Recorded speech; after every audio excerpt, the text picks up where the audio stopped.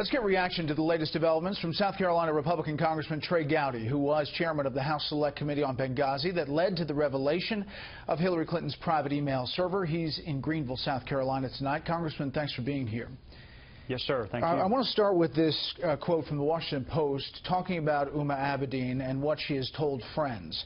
It says, quote, top Hillary Clinton aide Huma Abedin has told people she is unsure how her emails could have ended up on a device she viewed as her husband's computer, the seizure of which has reignited the Clinton email investigation, according to a person familiar with the investigation and civil litigation over the matter. We're talking, according to the Wall Street Journal and others, some 650,000 emails. Congressman.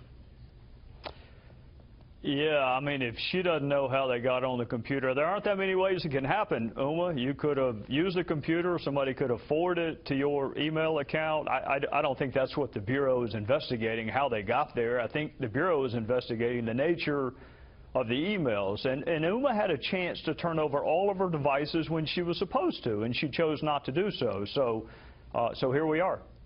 Now, what do you think about this? Here's John Podesta today in one of the Sunday shows talking about this whole thing. It was long on innuendo, short on facts, so we're calling on Mr. Comey to come forward and explain what's at issue here. You know, so far there's no charge of wrongdoing. There's no charge even that Hillary and the reporting that backs it up coming from anonymous law enforcement sources indicates it may not be about her server. It may not be about her at all. Congressman? Yeah, that's an old trick, Brett. I mean, blame the cops. If you're being investigated, blame the cops. Jim Comey's not responsible for a single one of the facts at hand. He didn't tell her to use a private server. He didn't tell Uma not to turn over all of her devices. And God knows he didn't tell Anthony Weiner to send sexually explicit texts to allegedly underage people. So Comey's not responsible for any of this.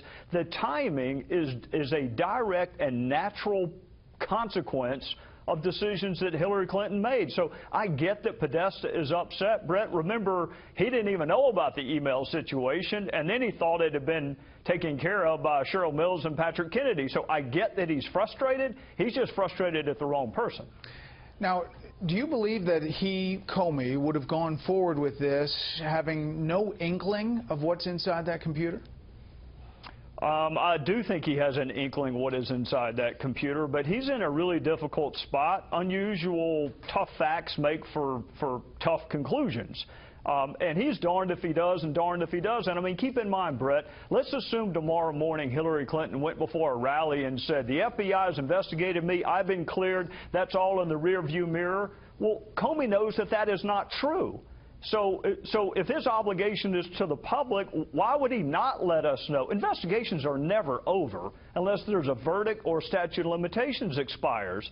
So if he had not told us that they had reopened the investigation, then he may be in trouble with Congress, but he certainly would be in trouble with the public. They have a right to know, just like they have a right to know if I get stopped for speeding on the way home tonight, which may happen with the Dallas game coming on, or if another member of Congress is charged in the next week. This notion that an election tolls the criminal justice system is laughable. I've never heard that before. Tonight we're hearing that some former prosecutors may put out a letter about Jim Comey's actions, and here is Harry Reid's letter tonight to Jim Comey. Your actions in recent months have demonstrated a disturbing double standard for the treatment of sensitive information and what appears to be a clear intent to aid one political party over the other. I'm writing to inform you that my office has determined that these actions may violate the Hatch Act, which bars FBI officials from using their official authority to influence an election.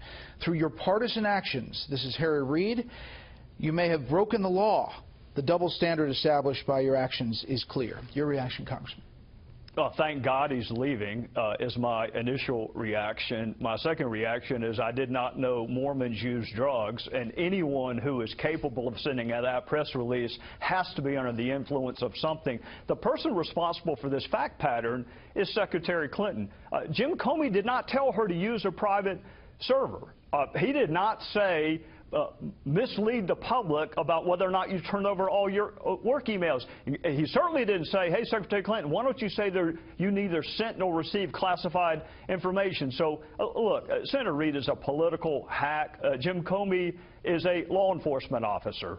He's not a Republican or a Democrat. I've had my differences with him in the past, but he's not a political hack like Senator Reid is. What do you think happens here?